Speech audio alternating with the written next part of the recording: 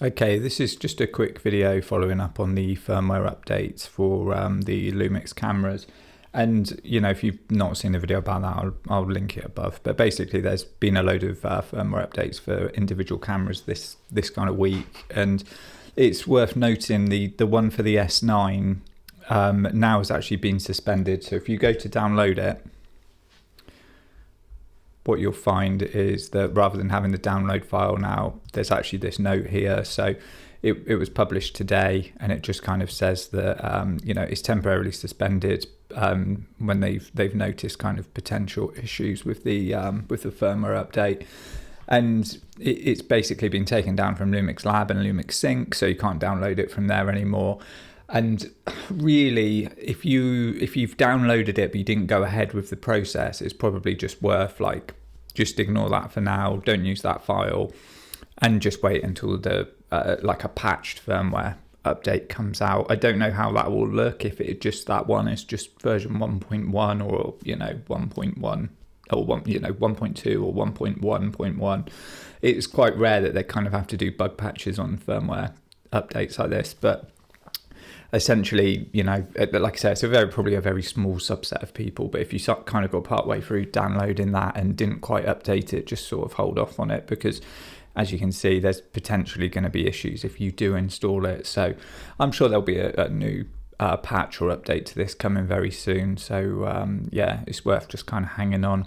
And the other thing as well, we talked about the S5D.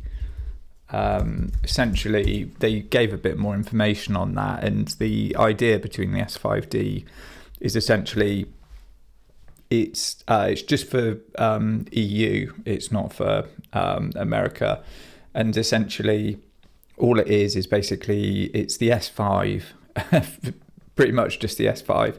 But to meet kind of EU regulations, they've had to change the way that they package it. So it's happened with a few other ones. They basically changed the the USB port on it. So now it's got a USB port that supports power delivery, and you don't get a charger or anything with it. There's not a great deal of information on there, but I think, let me see if there's a thing about it. There is like a technical specs bit, so there should be under charging. Yeah, here you go. So you've got USB power charging now, as opposed to putting in the external camera, the camera charger.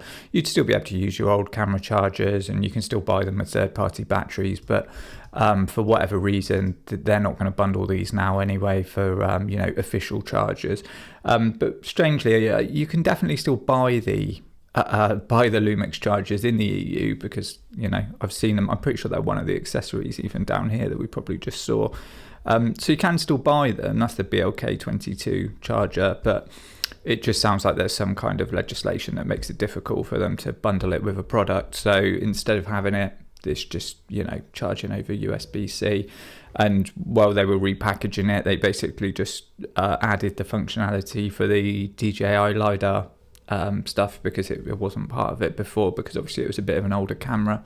So yeah, you can essentially just think of it as the S5. So that was interesting to kind of see that, because it just made a bit more sense about what it actually is, because it was a bit of a strange release that wasn't mentioned or talked about or anything really. So yeah, at least it's it's good to have that cleared up and kind of understand what this camera actually is, and who it's available to, and who might buy it. So yeah, that's it really. But if you found this video helpful, give it a like. If you want to see more Lumix content, check out the playlist on this channel, and please subscribe.